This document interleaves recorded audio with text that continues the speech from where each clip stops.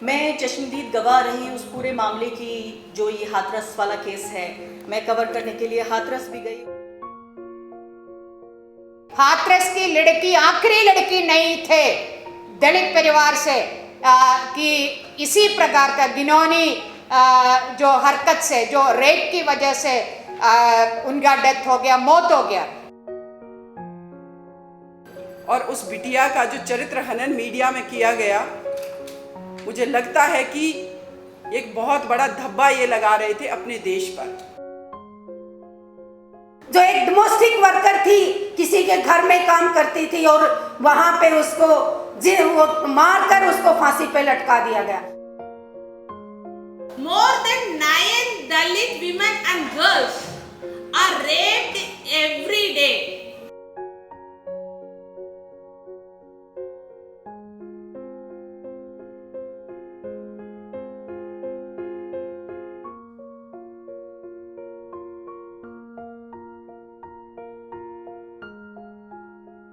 बहुत महत्वपूर्ण दिन है आज हमारी हाथरस की बहन, उसको 1 साल हो चुका है हमारे साथ से रुखसत हुए।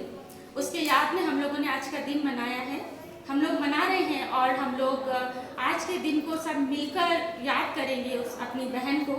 ये प्रशासन कैसा प्रशासन है कि उस बेटी का चेहरा देखने की इजाज़त परिवार वालों को नहीं देता और चुपचाप आधी रात को, आपने तो बड़े अच्छे शब्द इस्तेमाल किए, अंतिम संस्कार। क्या वाकई अंतिम संस्कार ऐसा होता है? ये तो बर्बरता पूर्वक जला दी गई देह थी। आपने जीती जागती देह का भी कोई सम्मान नहीं रखा और मरने के बाद भी उस देह का कोई सम्मान नहीं हुआ। कितनी पीड़ा की बात है।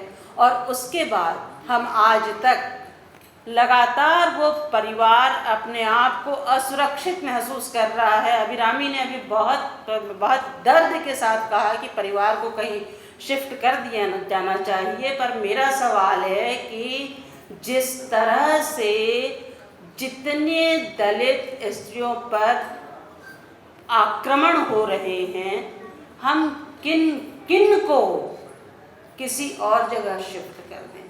यार, आप अपनी मानसिकता क्यों नहीं शिफ्ट करते हैं?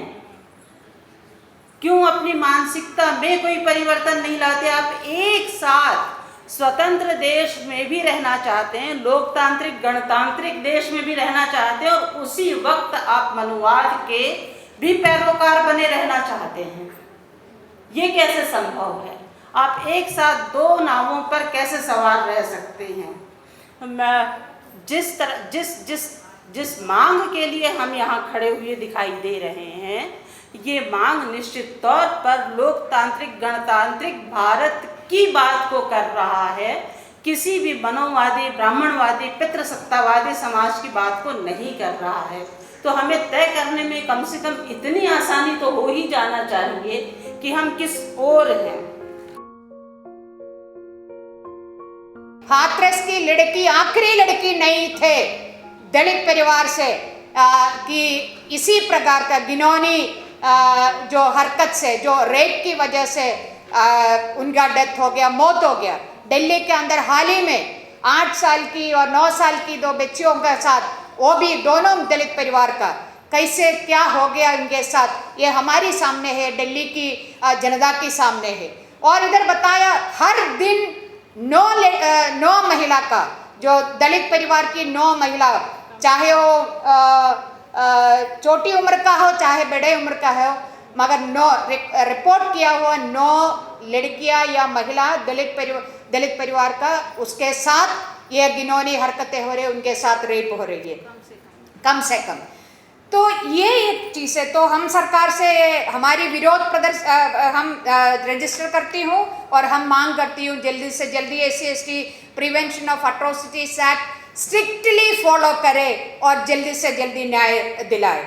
और दूसरी बात है कि ये हमारे देश में कौन हमारे साथ है, महिला के साथ कौन है, खास कर दलित महिला के साथ कौन है, ये हम यदि देखेगा तो या तो देश की सरकार हमारे साथ नहीं, देश की जो कोर्ट कचहरी हमारे साथ नहीं, कोई हमारी उस तरीके का कोई ताकतें, कोई इंस्टीट्यूशन हमारी महिलाओं की साथ नहीं, खास कर जो दलित महिला के साथ नहीं है। ये भी हम देख रहे, देखो ना, अभी हाल ही में राजस्थान की हम सब कांग्रेस की सरकार है, उस कांग्रेस की सरकार ने एक अमेंडमेंट, एक संशोधन लाया जो बाल विवाह के एक कानून है उसको रोकने का, मगर उसमें एक संशोधन लाके हम सबको बुद्धू मान रही है वो राजस्थान की कांग्रेस की सरकार। उन्होंने बोला है कि हर जिला में और हर ब्लॉक में अभी एक दफ्तर खोलेंगी, ऐसा जो बाल विवाह हो रही है उसका रजिस्ट्रेशन के लिए। अरे जब देश के अंदर बाल विवाह को क्या है बिल्कुल कानूनी तौर पे उसको रोका गया है, यह गैर कानूनी चीज है, एक तरफ कानून है और दूसरी तरफ आप ऐसा संशोधन ला रहे हैं कि ऐसा जो रजिस्टर करने के लिए पहले कानून बनाया, ऐसा कोई ऐसा करेगा तो माँ बाप को 2 साल की जेल है, और दूसरी बना रहे हर जगह पे हर ब्लॉक में हम दफ्तर खोल रही है आप बाल विवाह का जो रजिस्ट्रेशन के लिए। कौन माँ बाप जाएगा? आपने पहले बताया हमें 2 साल की सजा मिलेगा, और फिर कोई माँ बाप जानबूझ के मुझे जेल में डालो करके बोलने के लिए रजिस्ट्रेशन के लिए चलेगी? नहीं चलेगी। ये बाल विवाह हमारी देश में क्यों हो रही है, इसके बारे में पता करने का, उसका जो मूल कारण क्या है उसको एड्रेस करना चाहिए था ये कोई भी सरकार हो, मगर वो नहीं कर रही है। विवाह होने के लिए इंतजार कर रही है और इसके बाद उसका रजिस्ट्रेशन के लिए व्यवस्था बना रही है। तो ये हम देख रहे हैं कोई प्रोग्रेसिव, हम बोले कि डेमोक्रेटिक सरकार भी सत्ते पे हो, मगर महिलाओं के साथ यही हो रही है। और दूसरा देखो कोर्ट, अभी हाल ही में चंडीगढ़ में एक कोर्ट ने बोल रहे कि 18 साल के बाद यदि लड़की बोले कि हम इसका खिलाफ है, जो जिसको बाल विवाह हो गया है 18 साल के बाद वो लड़की बोले कि मैं इसमें कंटिन्यू नहीं करना चाहिए, तब उस बच्ची को उससे आज़ाद है। क्या सरकार भी ऐसे तमाशा कर रहे हैं महिलाओं के साथ, और जो हमारी देश की कोर्ट कचहरी भी यही तमाशा कर रही है। तो मामला बहुत सीरियस है। और क्या कोई कमी है हमारे देश में कानूनों का? दिल्ली का निर्भया की वजह से जो कानून इधर हमारे देश में था वो बहुत सशक्त किया, उसमें बहुत सारी परिवर्तन किया, और पहले जो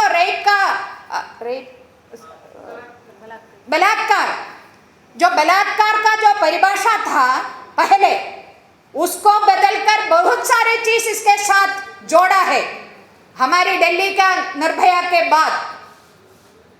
इसके बाद क्या कोई रेप खत्म हो गया? क्यों नहीं है? मैं बताना चाहती हूँ, आप ही को भी पता है, महिला पक्ष वाली, बच्चों पक्ष वाली, यानी हमारे लिए इस देश की संसद ने बहुत सारे कानून बनाया है। और ये कानून ऐसा वैसा कोई सत्ते पे जो सरकार बैठा है उनकी मेहरबानी से नहीं, इस देश की महिलाओं की जो डेड बॉडी के ऊपर, उसकी ब्लड का ऊपर खड़ा होके इस देश की संसद ने कानून बनाया हमें उस सारे चीज से मुक्त कराने के लिए। कौन पालन कर रही है इसको? सरकार ने, केंद्र सरकार ने जो फंड बजट के अंदर देना चाहिए था, ये सारी कानून काउंट करेगा तो बहुत कानून उसका गिनती करेगा तो कैसे पालन होगा जब सिस्टम कड़ा नहीं करेगी? तो घरेलू हिंसा के खिलाफ कानून है, बहुत सारे कानून है, मगर कोई जो जितना पर्याप्त संख्या में पैसा देना चाहिए बजट के माध्यम से, सरकार हर साल उसको काटती जा रही है। पिछले साल 100 रुपया दिया है तो इस साल सिर्फ 70 रुपया दे रही है। कैसे कानून होने के? किताब में कानून लिखने से कुछ होगा? फर्क होगा? नहीं होगा।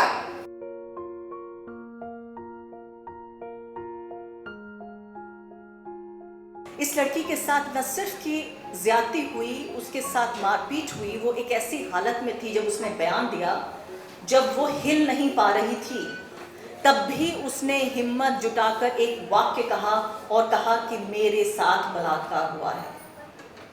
हमारी सरकार ये चाहती है कि वो हिम्मत भी टूट जाए, वो लड़की, उसका परिवार इस मुहाने पे आ जाए जब लड़की ये ना कहे कि मेरे साथ कुछ हुआ, परिवार भूल जाए कि लड़की के साथ कुछ हुआ, अपना भविष्य मान के कि यही मेरी तकदीर है, यही मेरे भाग्य में लिखा है, मैं इसी घर में पैदा हुई थी, मैं इससे ज़्यादा कुछ नहीं बन सकती थी, यही मेरे साथ होना चाहिए था। तो सबसे बड़ी बात यह है कि जब बाबा साहेब के संविधान को हम पढ़ते हैं और उसमें बताया जाता है कि हर व्यक्ति के वोट की कीमत एक ही है, इस देश के प्रधानमंत्री के वोट की कीमत वही है जो मेरे वोट की कीमत है, मेरे वोट की कीमत वही है जो बाहर खड़े गार्ड के वोट की कीमत है। 1 मैन 1 वोट 1 वैल्यू, एक व्यक्ति एक मूल्य। तो संविधान में तो हमने कह दिया कि एक व्यक्ति और एक मूल्य, लेकिन समाज में हम उसे नहीं बना पाए, और इसीलिए हम, जो हमारा संविधान है, हमारे समाज के लिए एक तरह से लगातार एक संघर्ष बना रहा कि संविधान कहता था हमें आसमानों में उड़ना है और समाज कहता है कि आपको जमींदोज हो जाना है।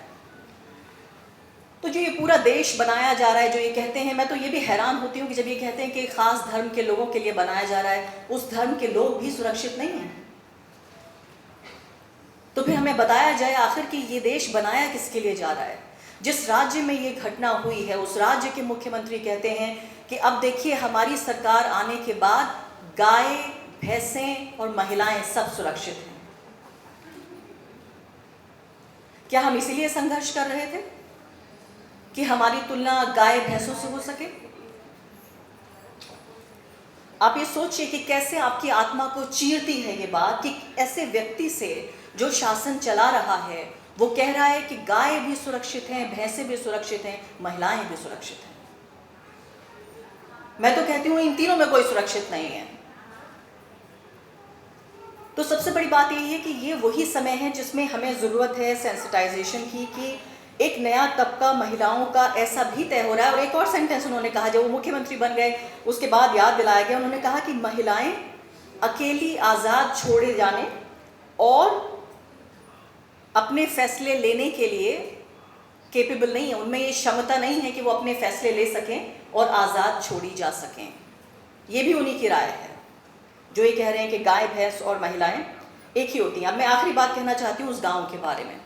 तो जब मैंने परिवार के अलावा जब गांव के अन्य लोगों से बातचीत करने की कोशिश की, क्योंकि देखिए किसी भी महिला के साथ जो ज्यादती होती है वो एक दिन में नहीं होती, ये पूरी प्रक्रिया है।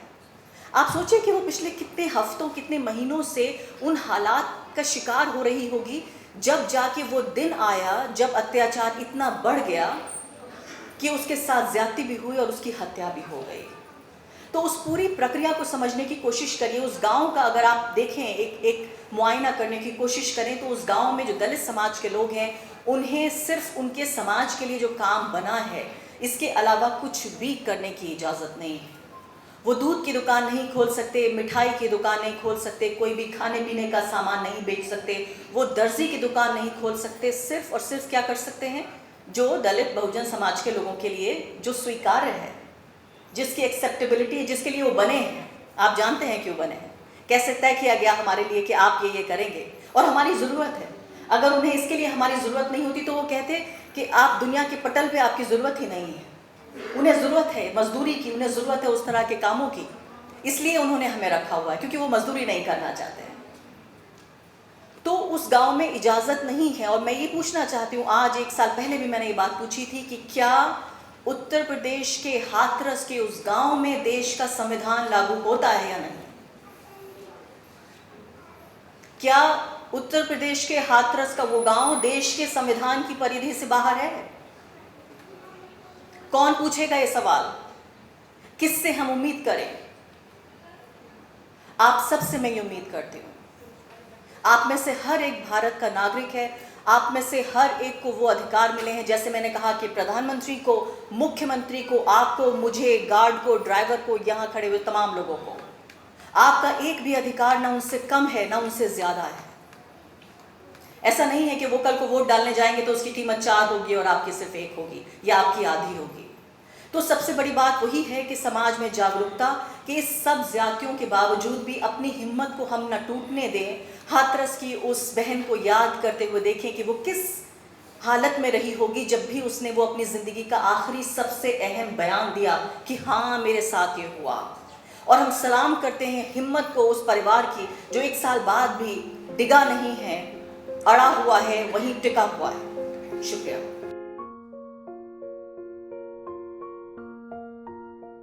मैं अभिरामी जी को शुक्रिया अदा करती हूँ कि उन्होंने आज हमारी बेटी, हमारे देश की बेटी, जिसको लोगों ने रात के समय 2:30 बजे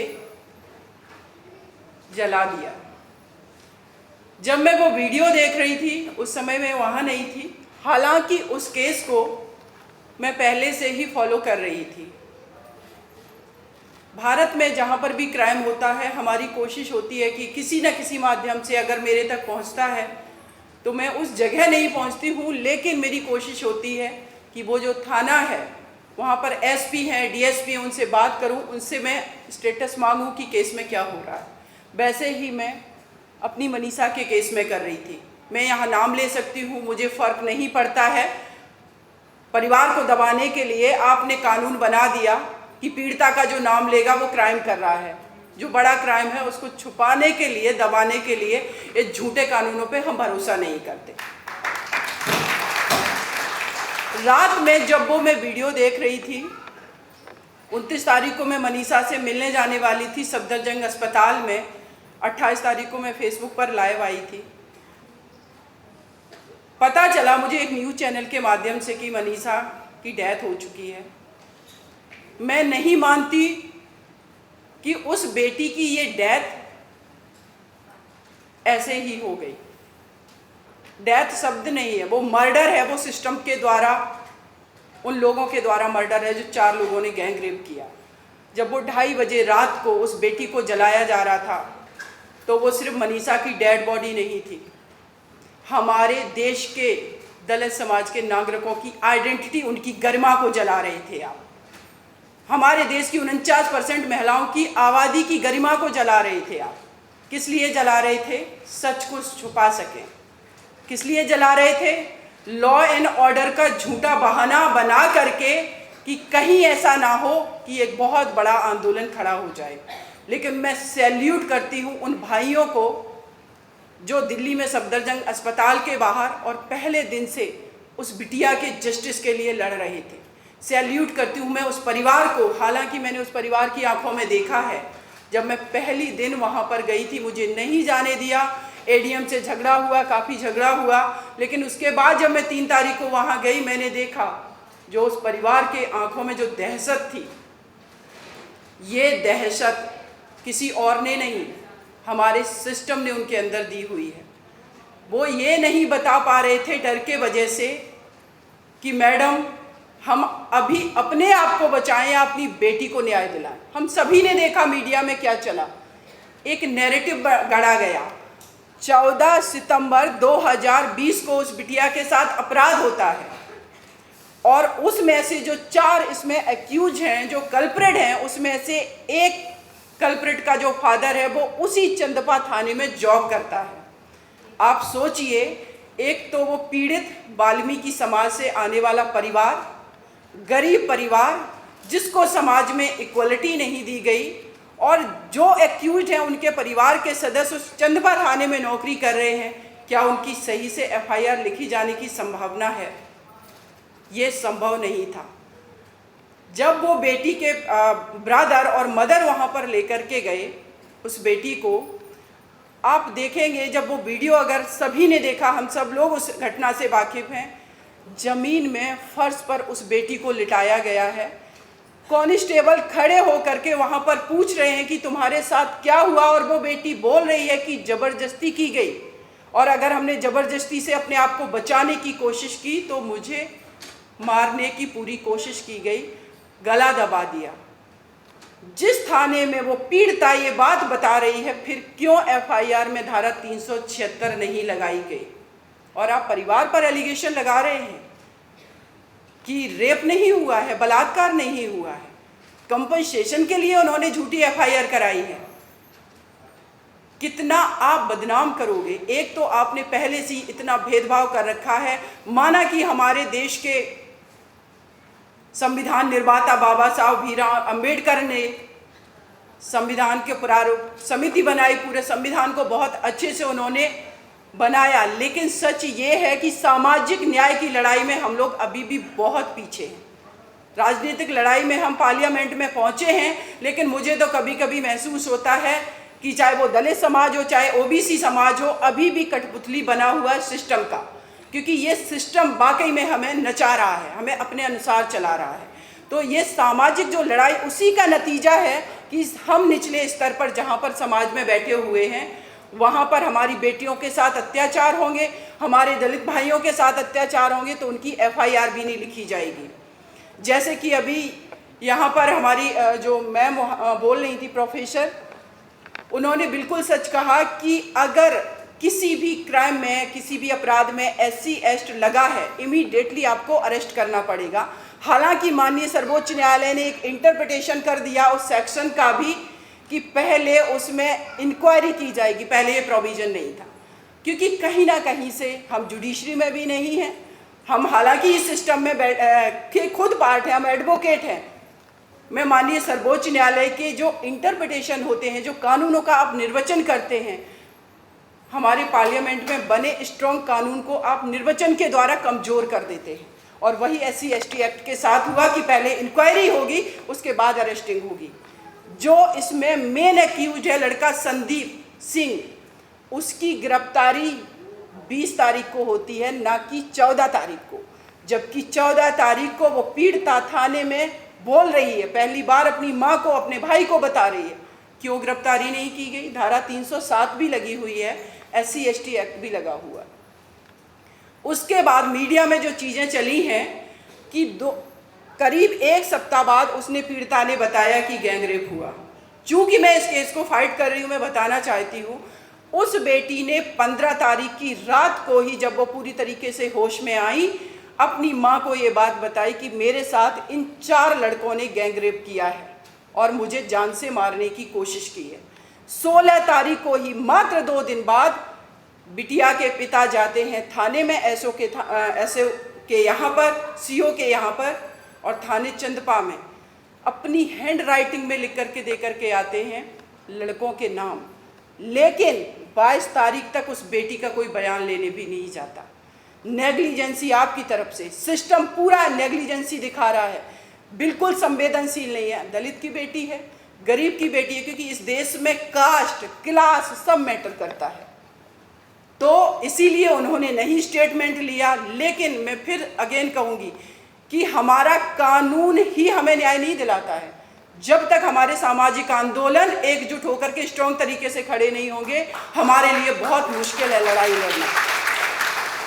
हमें किसी से कुछ छीनने की लड़ाई नहीं लड़ रहे हैं, इस देश के नागरिक हैं, इक्वल अधिकार हमारा है, और हमसे जो छीना गया उसको हम वापस भी नहीं ले रहे हैं। लेकिन अब हमें अगर तुम रोकोगे तो हम रुकेंगे नहीं। अब हम अपना शोषण नहीं चाहते हैं, और वही डिग्निटी की लड़ाई हम अपनी मनीषा के लिए लड़ रहे हैं और आगे भी लड़ते रहेंगे।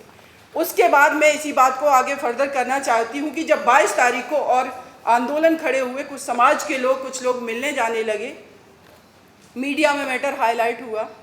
उसके बाद क्या कहा जाने लगा, माता ने और भाई ने ही बेटी को मार दिया। ऑनर किलिंग का जो एक्यूज्ड हैं चारों, उनमें से उनका एक जो लड़के का फादर है थाने में काम कर रहा है, क्या उसको ये लास्ट सितंबर तक ये बात नहीं पता थी?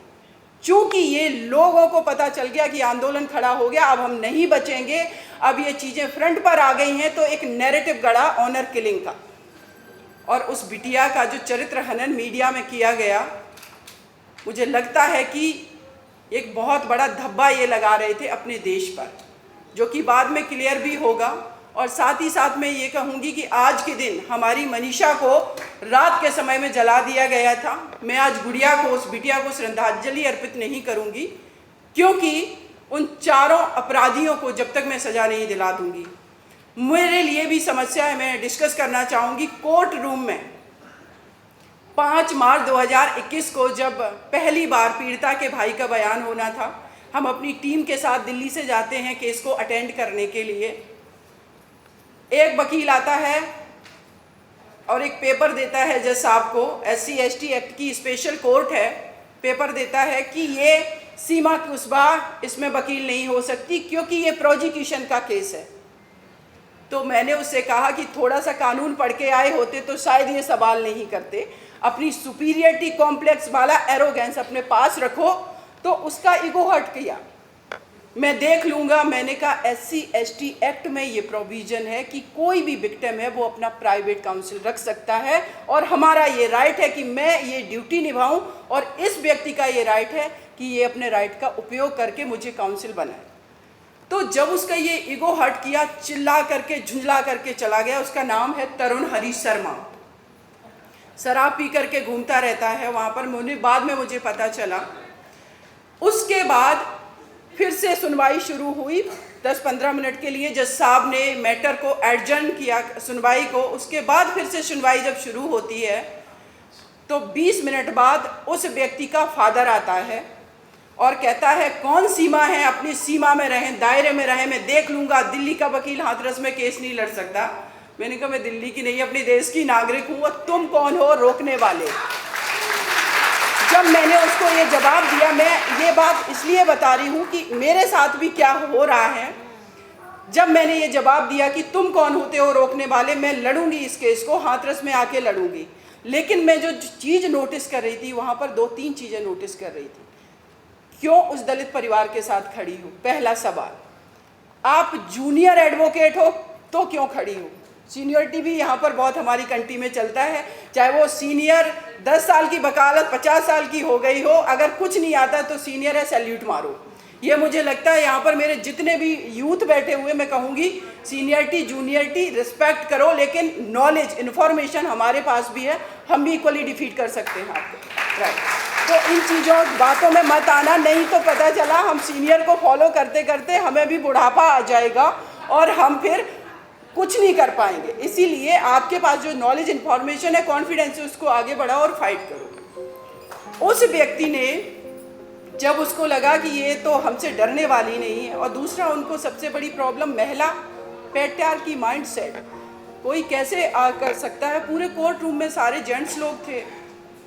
जब उनसे मेरी झगड़ा हुआ तो जज साहब को ये लगा कि अब इनको, और जो कंप्लेनेंट है वो बयान दे रहा है, उसको पसीना आ रहा है, वो डर रहा है, कह रहा है मैडम आप छोड़ दो, आज की कार्रवाई बंद करवा दो।